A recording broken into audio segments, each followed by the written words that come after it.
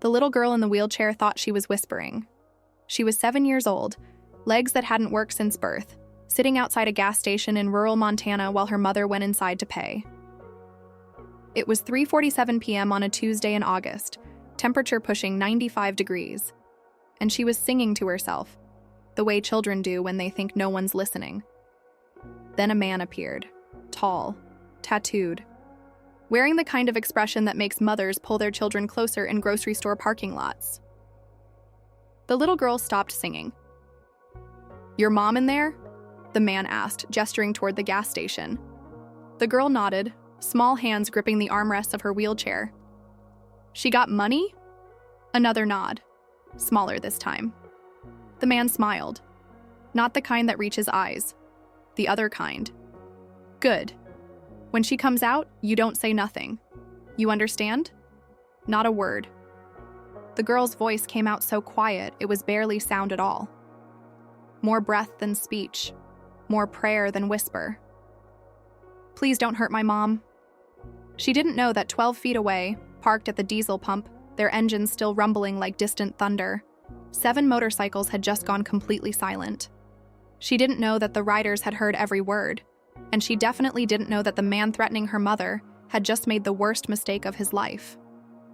My name is Sarah Chen, and I'm that little girl's mother. What happened in the next 4 minutes changed everything I thought I knew about strangers, about help, and about the difference between looking dangerous and being dangerous. But to understand why that moment mattered, you need to know how we got there. My daughter Emma was born with spina bifida. Her spine didn't form correctly in the womb, which meant her legs never worked the way they were supposed to. 3 surgeries by age 5, wheelchair by age 6. A lifetime of people staring, whispering, pitying, treating her like she was broken instead of just different. Her father left when she was 2, said he couldn't handle it, couldn't handle her, couldn't handle the medical bills and the equipment and the reality that his daughter would never run to him at the park or dance at her wedding. So it was just us, me and Emma, a single mother and a disabled daughter, making our way through a world that wasn't built for either of us. The day it happened, we were driving from Seattle to my sister's place in North Dakota. 1,700 miles, 3 days. The kind of trip that tests your patience, your budget, and your faith that your 12-year-old Honda will actually make it across 2 mountain ranges without dying. We'd stopped at a gas station outside Missoula, one of those places that's more empty highway than town, where the buildings look like they're held together by habit and the people look like they've forgotten why they stayed. I'd left Emma outside while I went in to pay, not because I wanted to, but because the gas station wasn't wheelchair accessible. 3 steps up to the door, no ramp, no alternative. Just 3 steps that might as well have been 300. "I'll be right back, baby," I'd told her, positioning her wheelchair in the shade near the building. 2 minutes, I promise. She'd smiled. My brave girl, always smiling even when the world made it hard. I was inside counting out cash, $37 for gas, leaving me with $42 to get us the rest of the way to North Dakota, when I heard the motorcycles. 7 of them. Loud enough to rattle the windows. The kind of bikes you hear before you see, feel before you hear. The cashier, a woman in her 60s with suspicious eyes and a loaded shotgun under the counter, watched them pull up and muttered something about trouble. I looked out the window and felt my stomach drop. 7 riders, leather vests, tattoos covering every visible inch of skin, beards down to their chests, the kind of men that made the cashier reach for her shotgun, the kind that made me want to get back to my daughter immediately. But there was a line, 3 people ahead of me, and the card reader was broken, which meant cash only, which meant slow. I watched through the window as the bikers dismounted, as they stretched and talked and looked around the parking lot. And then I saw him, the other man, not a biker, older, thin, wearing stained jeans and a t-shirt with holes, pacing near the air pump like he was working up courage for something. I saw him approach Emma. I saw her stop singing. I saw her grip the armrests. And through the window, through the glass and the distance and the ambient noise of a gas station in the middle of nowhere, I couldn't hear what he was saying, couldn't hear my daughter's response. But I saw her lips move, saw her small voice making shapes I'd recognize anywhere, because I'd heard them 1,000 times in 1,000 different contexts. Please don't hurt my mom. I dropped the cash on the counter and ran for the door. But I wasn't fast enough. The bikers were. What happened next lasted 4 minutes. But those 4 minutes rewrote everything I thought I understood about judgment, about appearance, about who shows up when you need help, and who disappears when it's convenient. By the time I burst through that door, by the time I cleared those 3 impossible steps and made it back to my daughter, the parking lot had transformed into something I still don't have words for. 7 motorcycles formed a semicircle around Emma's wheelchair. 7 riders standing between her and the man who'd been threatening us. 7 pairs of eyes locked on a predator who'd suddenly realized he was prey. The biggest biker, a man who looked like he'd been carved from granite and bad decisions, with a beard that belonged in a Viking saga and arms covered in ink that probably had stories I'd never want to hear, had his hand on the man's shoulder. Not violently, not yet, just firmly. The way you'd hold someone who was about to run. "You got something you want to say to this little girl's mother?" His voice was sandpaper and whiskey, dangerous and calm in equal measure. The man tried to pull away. I wasn't doing nothing, just talking, just being friendly. That's not what we heard. Another biker stepped forward. Woman, maybe 50. Shorter than the rest, but somehow more intimidating.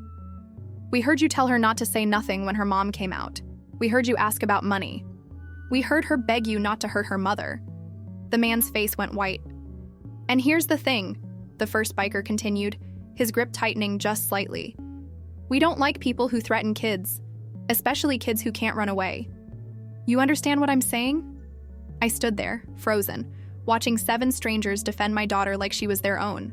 Watching the man who'd threatened us realize that he'd whispered his intentions in a parking lot full of people who looked like criminals but acted like heroes. And I understood finally what Emma would teach me over and over in the years to come. That danger doesn't always look the way you expect it to, and neither does salvation. The leader's name was Jake. I learned that 30 seconds after I reached Emma, when he released the man who'd threatened us and turned to face me with an expression I couldn't read. Not hostile, not friendly, just present, like he was waiting for me to decide what happened next. "Ma'am," he said, his voice softer than I expected. "Your daughter okay?"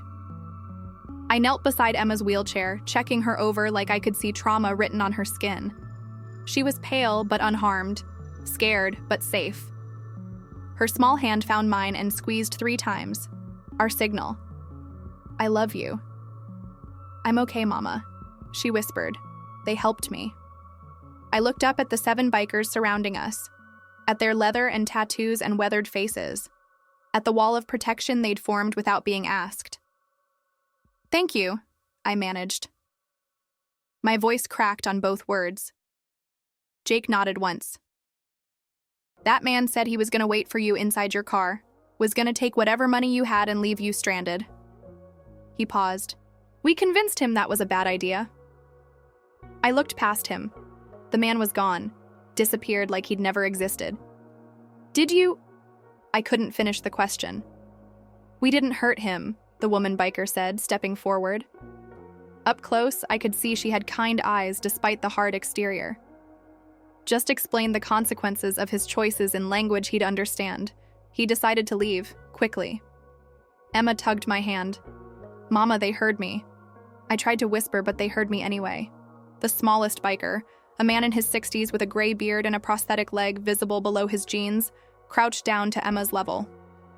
"We got good ears, little one. Comes from riding bikes for 40 years.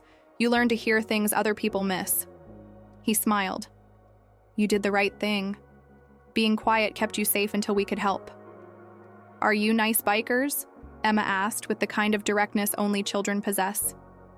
The group laughed. Not mocking, genuine amusement. "We're just people, sweetheart," the woman said. "We happen to ride motorcycles. Doesn't make us good or bad, just makes us loud." Jake looked at me. "Where you headed?" "North Dakota, my sister's place. We've been driving for 2 days." I hesitated. "We're almost out of money." I don't know why I admitted that. Maybe because they'd already seen us vulnerable. Maybe because pretending to be fine seemed pointless when your daughter had just been threatened in a gas station parking lot. "How much you got left?" Jake asked. $42, plus whatever gas is still in the tank. The bikers exchanged glances, some kind of silent communication I couldn't interpret. "You got enough to make it?" the woman asked. I did the math in my head. 400 miles. My Honda got maybe 30 miles per gallon. That was 13 gallons at $3.50 a gallon. $45. "Not quite," I admitted. Jake pulled out his wallet. "Then let us..." "No." The word came out harder than I intended. "I appreciate what you did. More than I can say. But I can't take your money." "Why not?" Emma asked, looking at me with confusion. "They're helping, Mama." "Because we don't take charity, baby." "It's not charity," the older biker with the prosthetic said. "It's paying forward. Every person in this parking lot has been helped by a stranger at least once. That's how it works. Someone helps you. You help someone else. Chain keeps going." I shook my head. Pride. Stupid, stubborn pride that had kept me going through 5 years of single motherhood and medical bills and a world that saw my daughter's wheelchair before it saw her. Jake put his wallet away. "All right. I respect that." He looked at the others. "Alternative plan?" The woman stepped forward. "I'm Rachel. This is my crew, Brothers of the Open Road. We're heading east, same direction you are. You could ride with us." "Ride with you?" I repeated. "Safety in numbers." "That guy today? He picked you because you looked vulnerable.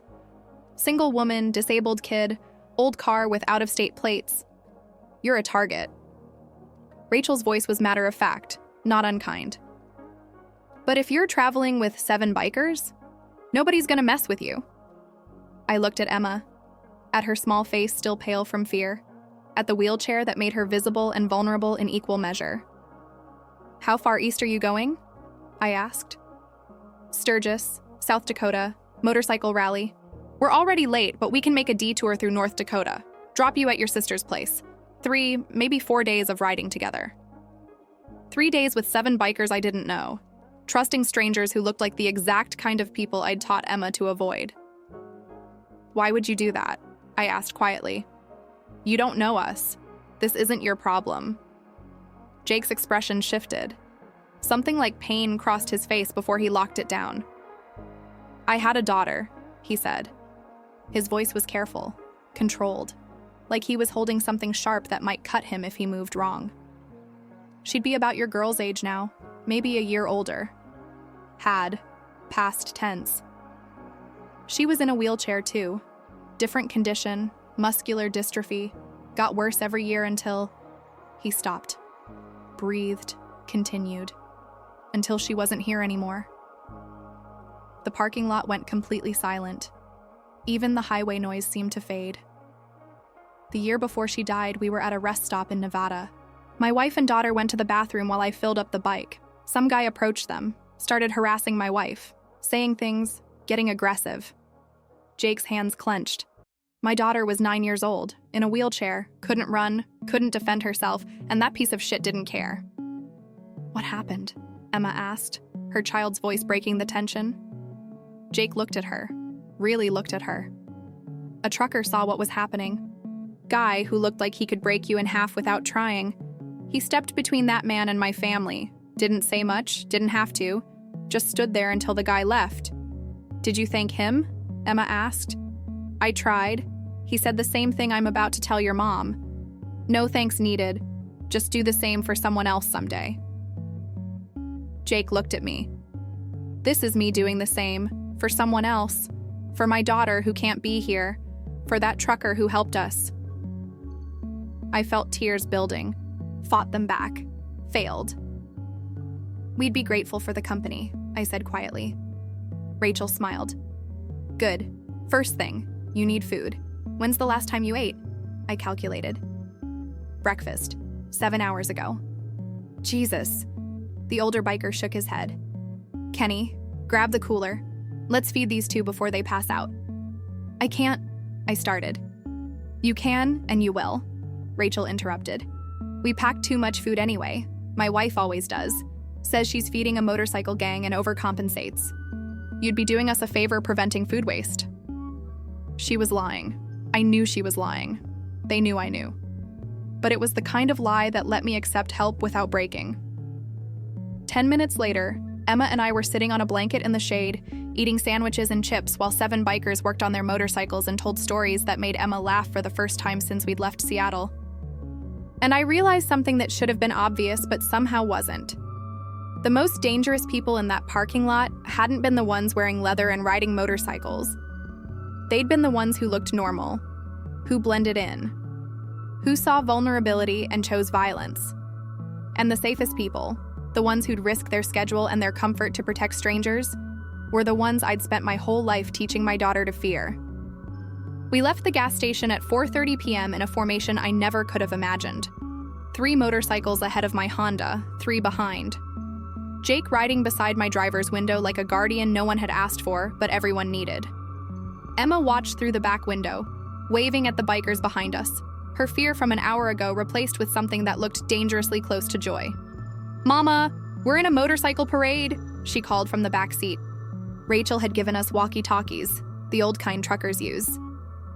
"Channel 19, she'd said. "You need anything, you call out. Bathroom break, car trouble, anything. We stop together or we don't stop at all." The radio crackled. Jake's voice. "How you doing, Sarah?" I pressed the button, awkward with the device. "Fine. This is strange." Strange good or strange bad? I watched the motorcycles moving in synchronized formation, their riders checking mirrors, signaling lane changes, creating a protective convoy around one beat-up Honda with Washington plates. Strange good, I admitted. We rode for 2 hours before stopping at a rest area just inside the Montana-North Dakota border. The sun was setting, that particular golden light that makes everything look like a memory even while it's happening. Emma needed the bathroom. The rest stop, mercifully, was accessible. But what I didn't expect was Rachel walking in with us, positioning herself by the door, arms crossed, eyes scanning every person who entered.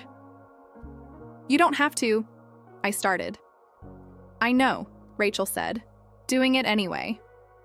When we came out, the guys had claimed a picnic area. Not asked permission, just took it. Spread out blankets and pulled out more food and acted like feeding strangers was something they did every Tuesday. Kenny, the older biker with the prosthetic leg, was showing Emma his bike. "Lost it in Iraq," he was saying, tapping the prosthetic. "IED. Medic said I'd never walk right again. Definitely said I'd never ride again." He grinned. "I hate being told what I can't do." Emma's eyes were wide. "Does it hurt?" "Sometimes. Phantom pain, they call it. Your brain remembers the leg that isn't there anymore and sends pain signals anyway." He shrugged. "But pain just means you're still alive to feel it. Could be worse." "I have pain too," Emma said quietly. "In my back, where they did the surgeries. Mama says it's my body remembering what happened." Kenny nodded seriously. "Your mama's smart. Bodies have memories just like brains, sometimes longer." I watched my daughter, who spent most of her life being stared at, pitied, treated like she was fragile, talk to a combat veteran about pain like they were colleagues comparing notes. "Sarah." Jake appeared beside me, holding 2 bottles of water. "You look like you're about to cry." "I'm fine," I lied. "You're a terrible liar." He handed me a water. "It's okay to accept help. Doesn't make you weak, makes you smart." "I've been doing this alone for 5 years," I said.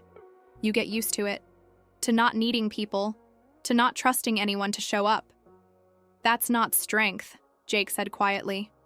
"That's survival. There's a difference." Before I could respond, Rachel called out, "Story time. Jake, tell them about the Christmas convoy." Jake groaned. "Really? That story?" "It's a good story," another biker, Tom, I'd learned, a postal worker from Oregon, insisted. "And the kids should hear it." Emma wheeled over, excited. "What's the Christmas convoy?" Jake sighed but smiled. "Fine, but Rachel tells it.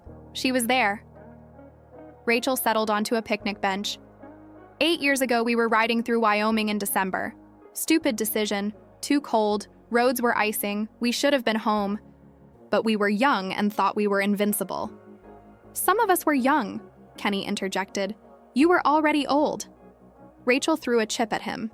Anyway, she continued, we saw a car broken down on the shoulder, middle of nowhere.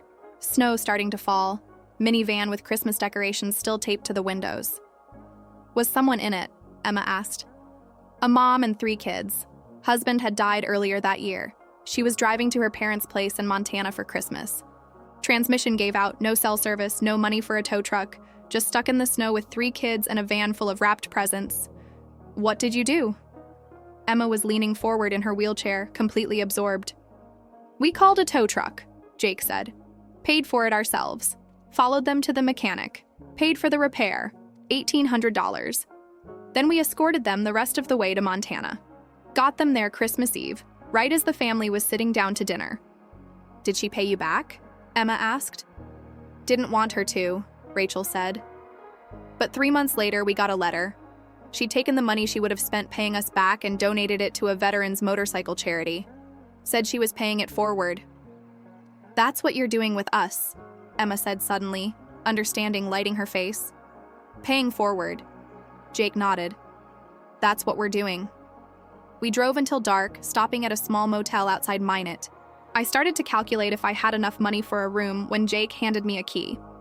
Already paid for, he said before I could protest. We got a group rate. 7 rooms. Yours is included. Non-negotiable. Jake? Sarah, I'm going to tell you something my daughter told me a year before she died. His voice was gentle but firm. She said, Daddy, when people want to help, you let them. Because saying no doesn't just hurt you. It hurts them too. It takes away their chance to be good. The words hit me like a physical blow. Your daughter was wise, I managed. She was. And I didn't listen often enough. He looked past me, at something I couldn't see. Don't make my mistake. Let people be good to you. That night, after Emma fell asleep in the motel bed, I stood outside our room watching the bikers sit around their motorcycles, talking quietly, laughing occasionally. Just people. Not dangerous, not threatening. Just people who'd chosen to show up for strangers because someone had once shown up for them. The next day, we stopped at a diner for lunch. Small place with checkered tablecloths and a waitress who looked at our group with obvious suspicion. 7 bikers, 1 woman, 1 child in a wheelchair. We didn't fit any acceptable category. The waitress seated us in the back, away from the other customers, like we might contaminate them. Emma didn't notice, but I did, and so did Rachel. When the waitress took our order, barely making eye contact, clearly wishing we'd chosen a different diner, Rachel said quietly, We'd like to pay for everyone's meal, everyone in the restaurant. The waitress blinked.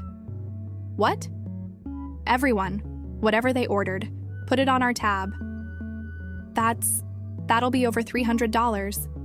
Rachel pulled out her credit card. Then I guess it's a good thing we came in today. Word spread through the diner fast. The customers who'd been avoiding looking at us suddenly couldn't stop staring. Not with suspicion anymore, with confusion, with something that might have been shame. An elderly couple approached our table as we were finishing. We just wanted to say thank you, the man said, for the meal, and for your service. We're not military, Jake said gently. I know, but you're serving anyway, taking care of people. That counts. After they left, Emma tugged Rachel's sleeve. Why did you pay for everyone? Because people judge what they don't understand, Rachel said. They saw us and made assumptions, decided we were dangerous, decided we didn't belong, so we proved them wrong. Not with words, with actions. Is that what Mama and me did? Emma asked. Made you prove you're good? Rachel's expression softened. No, sweetheart. You trusted us. That's different. That's braver. We reached my sister's house on the 3rd day, just after noon. A small ranch house with a wheelchair ramp my sister had installed the year Emma was born. She ran out before I'd even parked, pulling me into a hug that lasted 10 seconds longer than necessary. You made it, she breathed. I was so worried. You stopped answering texts yesterday. Dead battery, I explained. Long story.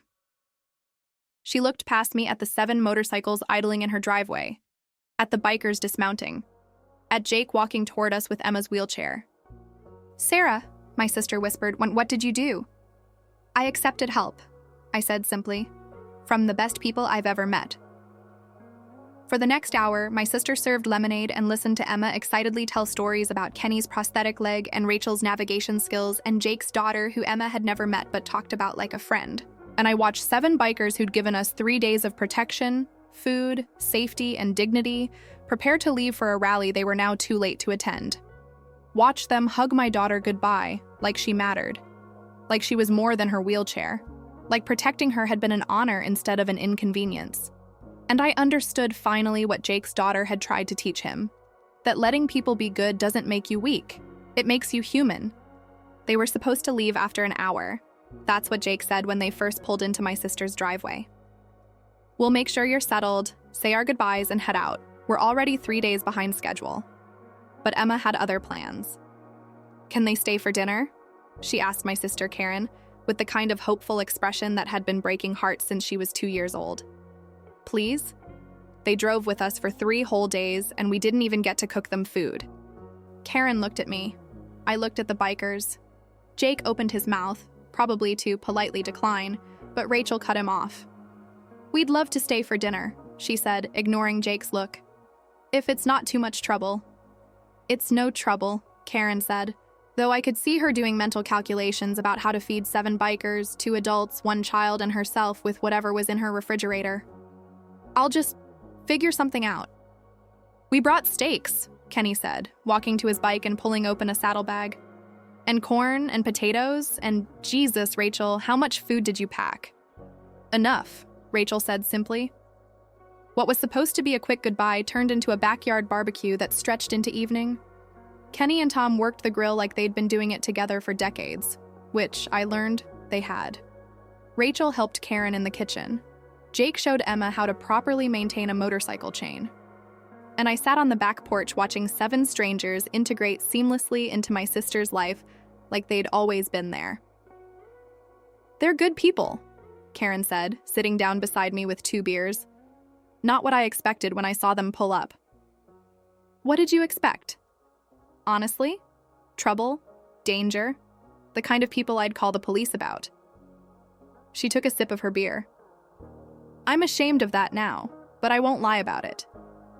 "I thought the same thing," I admitted. That first moment in the parking lot, I saw them and every warning I'd ever received about people like that activated at once. "What changed your mind?" I watched Jake patiently explaining something to Emma, his massive hands gentle as he guided her smaller ones over the motorcycle parts. "Emma changed it," I said. "She saw them and didn't see danger, just people, and she was right." Dinner was chaos in the best way.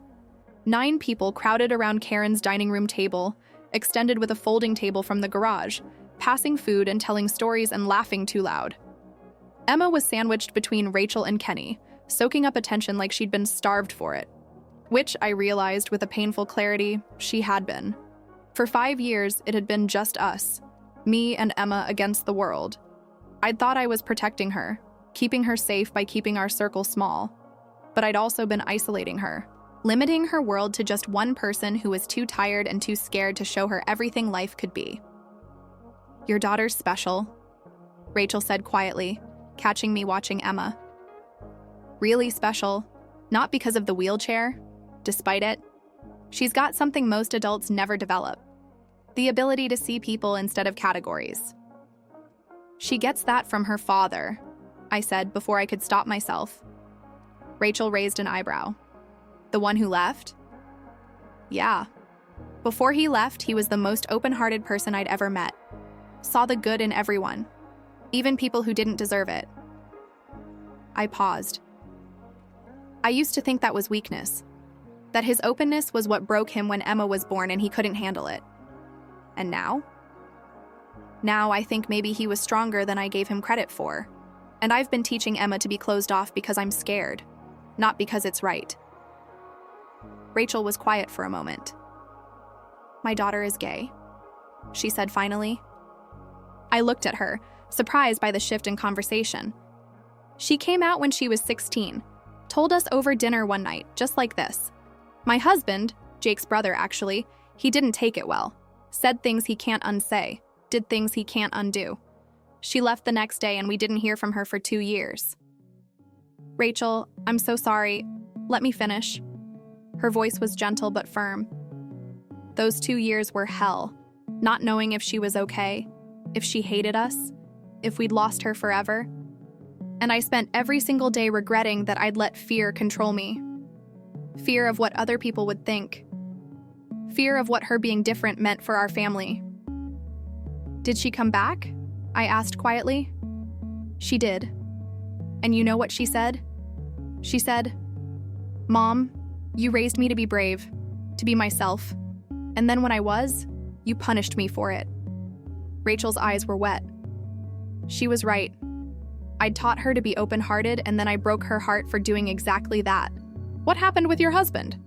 He's working on it, slowly, goes to therapy, reads books, tries, but the damage is done. Our daughter loves us, but she doesn't trust us. Not completely. And we did that. She looked at Emma, laughing at something Kenny said. Don't do what we did. Don't teach her to be afraid because you're afraid.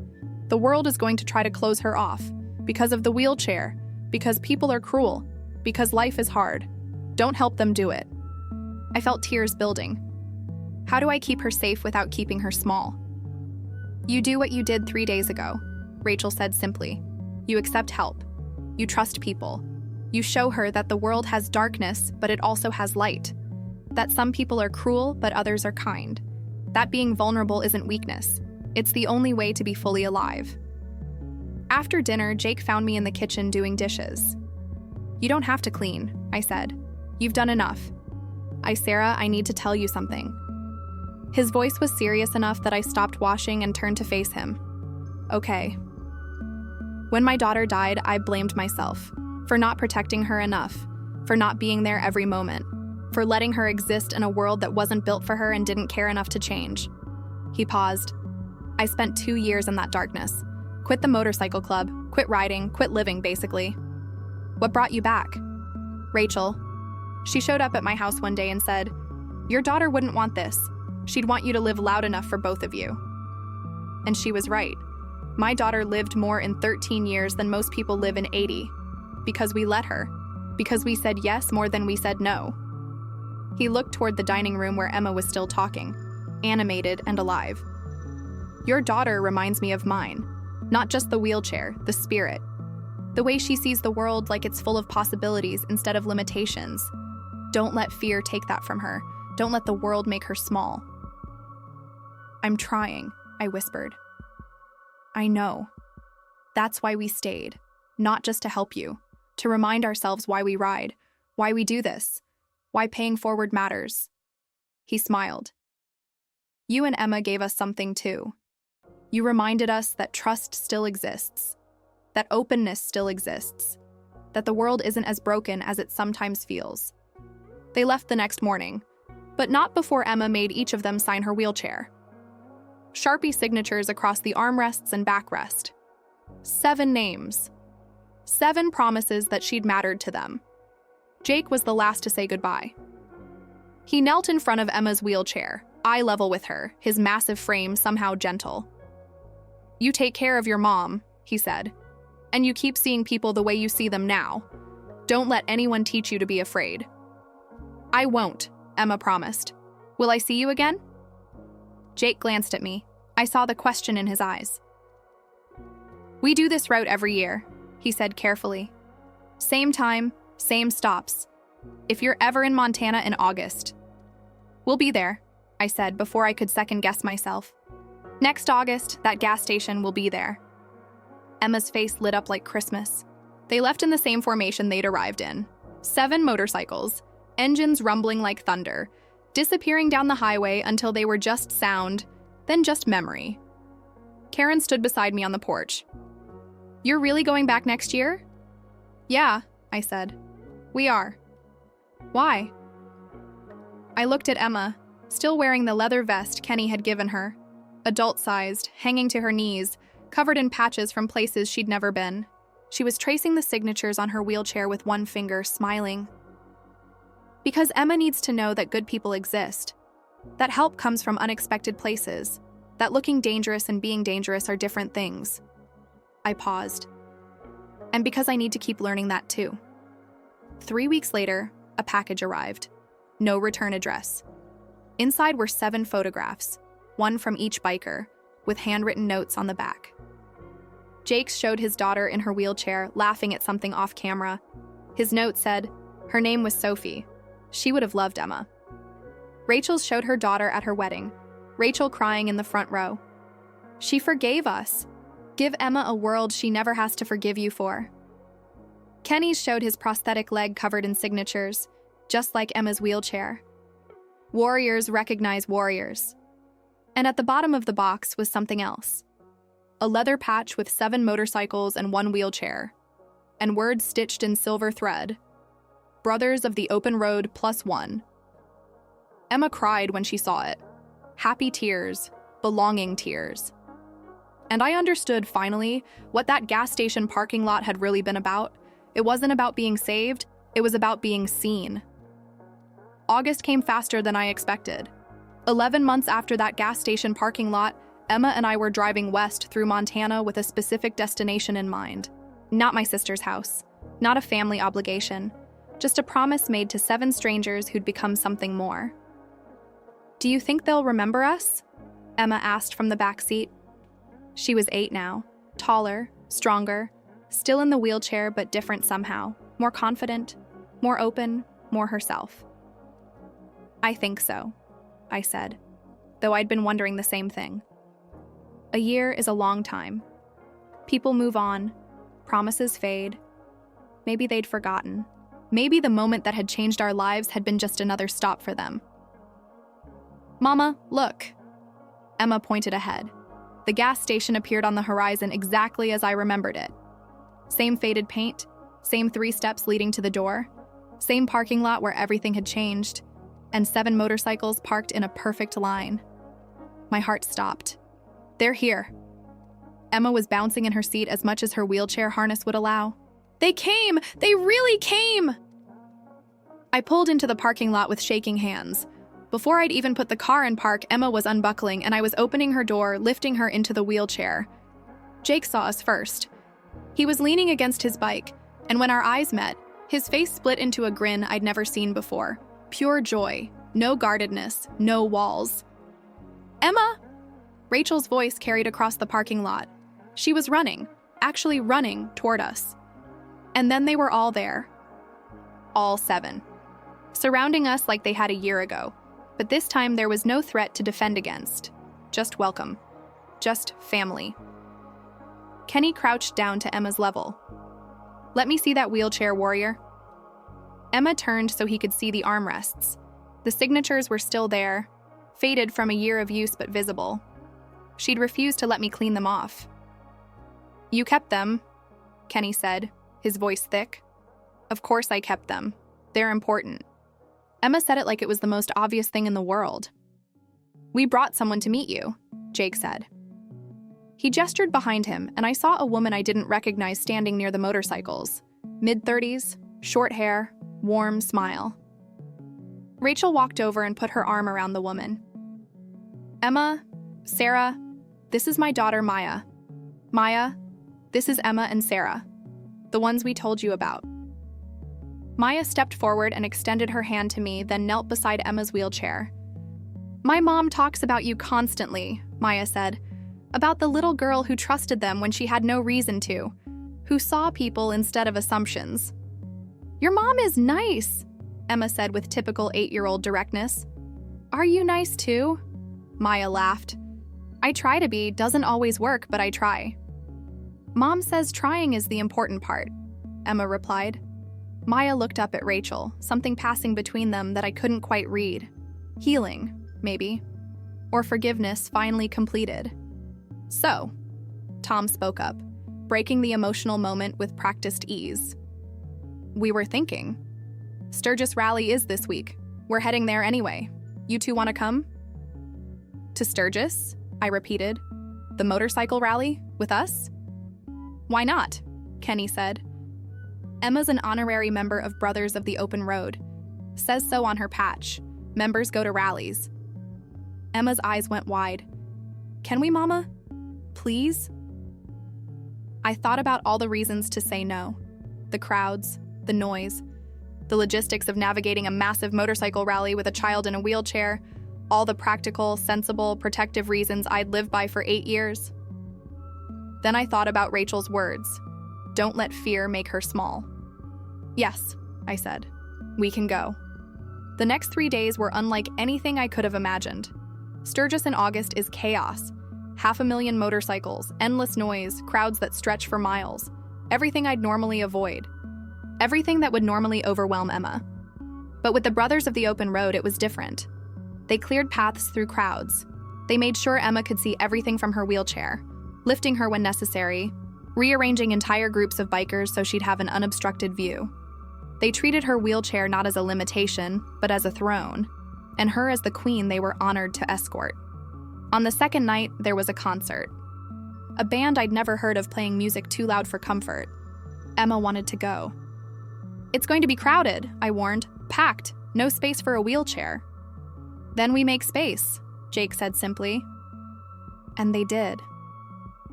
7 bikers formed a protective circle around Emma's wheelchair, creating a bubble in the middle of thousands of people. Close enough that she could feel the music, safe enough that nothing could touch her. She danced in her wheelchair, upper body moving to the beat, hands in the air, face pure joy. And around her, 7 bikers danced too, their leather and tattoos and intimidating appearances absolutely meaningless in the face of one little girl's happiness. A photographer captured it. That moment. Emma in her wheelchair surrounded by bikers, all of them dancing, all of them happy. It ended up in the Sturgis Rally newsletter. Caption: What brotherhood really means. On the last night, we sat around a campfire at the rally campground. Emma was falling asleep in her wheelchair, exhausted and happy. Maya was teaching me how to identify different types of motorcycles. Kenny was telling another story that was probably 70% exaggeration. Jake pulled me aside. I need to show you something, he said quietly. He led me to his motorcycle and opened a saddlebag. Inside was a photograph, the one he'd sent us a year ago. Sophie in her wheelchair laughing. I couldn't look at this for 2 years after she died, he said. Kept it in a box. Couldn't bear to see what I'd lost. He touched the edge of the photo gently. But after we met you and Emma, something changed. Rachel noticed it first. Said I was laughing again. Really laughing. Said I was living instead of just existing. Jake, let me finish. His voice was gentle. You gave me my daughter back. Not literally. But you reminded me what she would have wanted, how she would have wanted me to live. And meeting Emma, seeing her joy, her openness, her refusal to be limited. It was like Sophie was sending me a message, telling me to stop grieving and start honoring her. He put the photo back in the saddlebag. So thank you for trusting us, for letting us be part of your lives, for giving us a chance to be the people we want to be. I couldn't speak, could only nod. We want to make this official, Rachel said, appearing beside us with the rest of the group. Annual thing. Every August, Montana gas station, then Sturgis, all of us together. A tradition, Kenny added. Family tradition. Emma stirred in her wheelchair, not quite awake but listening. Like a real family? She mumbled. Like a real family, Rachel confirmed. We've kept that tradition for 6 years now. Emma is 14, still in a wheelchair. Still facing a world that wasn't built for her.